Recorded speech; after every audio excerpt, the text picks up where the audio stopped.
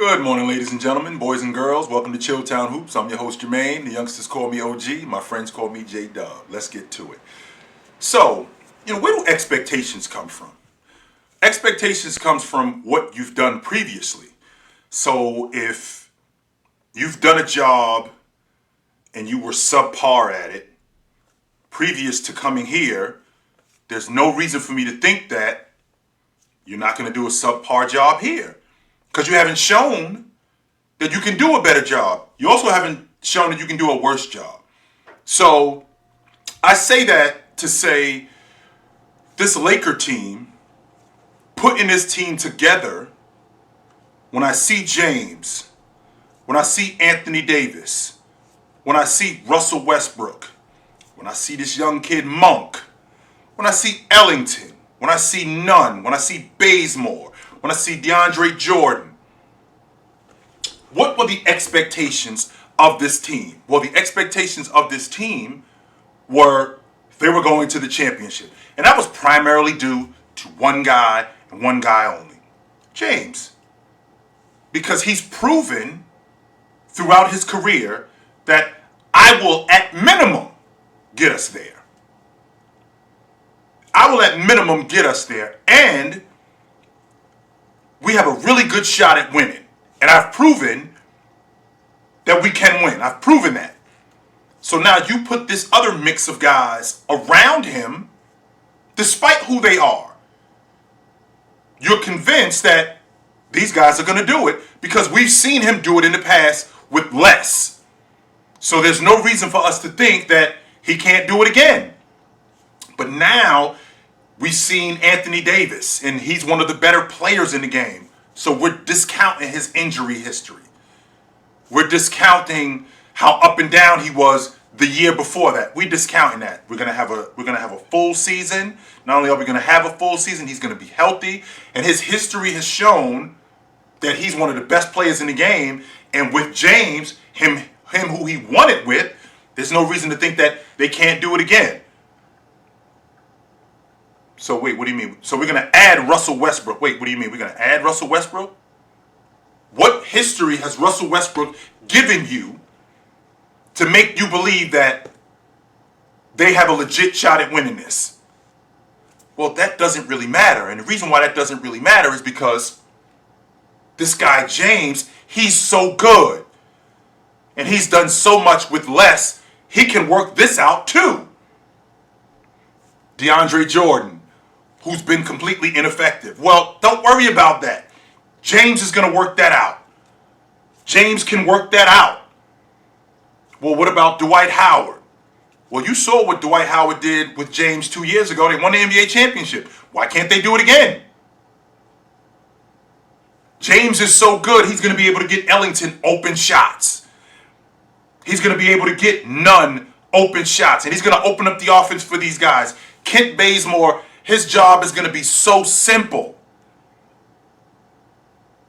Trevor Ariza, who we haven't seen in an effective role in years, he's going to be so much better with James. Everything, the common denominator here is James. He's the one who's going to make this thing work. Him. Only except he doesn't. He had a great season himself, but he didn't make it work. There were a multitude of things that was wrong with this team. They had a rotation issue. They had a rebounding issue. They had a defensive issue. Now, with Frank Vogel being the coach and him having new personnel, because that matters, he had to figure that out, and he had a really difficult task of figuring that out. Because remember, Anthony Davis, THT, and James are the only three guys that were on this unit this year that were on the unit last year. It's a completely different team. But he can't be the scapegoat. He can't be let off the hook neither, because that's your job to figure these things out. And he didn't. James didn't do that. This was a collective effort of everybody, not just Vogel, not just Russell Westbrook, not just Dwight Howard, who I think Dwight Howard retires after this season. I don't think that he's effective any longer. I don't think that he's nearly what he used to be. I think that he retires after this season. I'll be surprised if he played after this season. Anthony Davis wasn't ineffective, but him being injured, that really caused a lot of problems for them because they were dependent on him. He was the guy who was going to take the pressure off of James. As good as James is, and as much as he can figure this whole thing out, he does need these guys to help him figure this thing out. And Anthony Davis was going to be the guy to take that mantle away and help him figure this out. And because he broke down, he threw a monkey wrench, and that threw a monkey wrench in everything that they were trying to do. Then you add Russell Westbrook, who I hear a lot of times people say Russ and his IQ isn't that high. It's not his IQ more than it is his stubbornness. And that's a problem when I'm showing you how to do something and you're telling me I'm going to do it this way. I'm showing you a more effective way of doing it. I'm going to show you a more effective way of doing it. And you just not listening. I'm going to do it this way because you're stubborn and you're going to keep beating your head against this wall until this wall falls down. That stubbornness that stubbornness affects your game, and that stubbornness affects your play. And that's not only did it affect Russell Westbrook's play, it affected the entire unit. His shooting, that affected the unit. His ability to defend, that affected the unit. His ability to take care of the basketball, that affected his unit. And it affected them tremendously. So when I look at that team, as much as it sounded good initially, this was a bad idea. At no point did I ever think that they weren't going to make the playoffs. Never did I ever think that they were not going to make the playoffs. That absolutely blew my mind that they didn't make the playoffs. Because I thought that despite how bad things are, I'll at least get us to the playoffs. No question about that. I'll get us to the playoffs. That I can do. What we do in the playoffs, that remains to be seen. But I can get us to the playoffs. You can bet your last money on that. Only except he couldn't do it. Only except he couldn't do it. This team was doomed from the beginning. And going forward, they have a lot of questions that need to be answered. And the biggest question that needs to be answered is, what do we do with James? Because if we're moving on from James, because we can't run it back. We can't. If we move on from James, do we blow this whole thing up?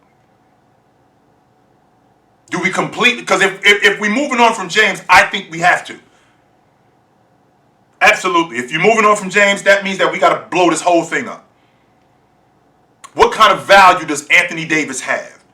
There are some teams that would be interested in him, but I equate it to a Ferrari or I equate it to a Rolls Royce. That's beautiful, but the engine is bad. And you trying to sell it to me. And I know for a fact that it's going to break down. But when it's running, forget it. It's one of the best cars on the road.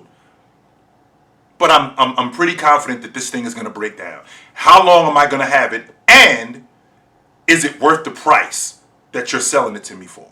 Because I know it's going to break down. Russell Westbrook and his contract looks a lot. It looks more favorable at the trade deadline. And the reason why it looks more favorable at the trade deadline because it's an expiring contract. And half the contract is already over. So it looks more favorable as opposed to now, we're talking about $47 million. It's going to be difficult to move that contract and to get a team. One team straight up, you're going to have to give up a lot to do that. I don't think that the Lakers are going to settle on John Wall. Because again, if you're moving off James, that means you're starting over. And we're not starting over with John Wall because essentially we're in the same position if we get John Wall that we were in with Russell Westbrook. I don't think that I think that we've basically made a lateral move. So this Laker team was probably the biggest disappointment for me this season. I wasn't impressed at all with what I saw with them. And it was a reoccurring theme. That's why it became so tiresome. Because all we kept doing was talking about the same thing with these guys. It wasn't anything different. It was the same thing. Defense, rebounding. They were for them to be as big as they are, and for them to have the team that they had, to have one of the worst rebounding teams in the game, was mind-blowing to me. Was absolutely mind-blowing to me. Rotations and coaching. This is the same thing that we were going over the entire season, and a lot of that stuff is effort-based. Which would explain why, we can't bring this unit back. We cannot bring this same unit back next season. So, moving forward, if you're moving off of James, this whole thing has to get blown up. Absolutely it does. So, we got some good stuff coming up, man. This is the last week of the regular season. I'll talk about my league awards later. But until then, take it light. We take it.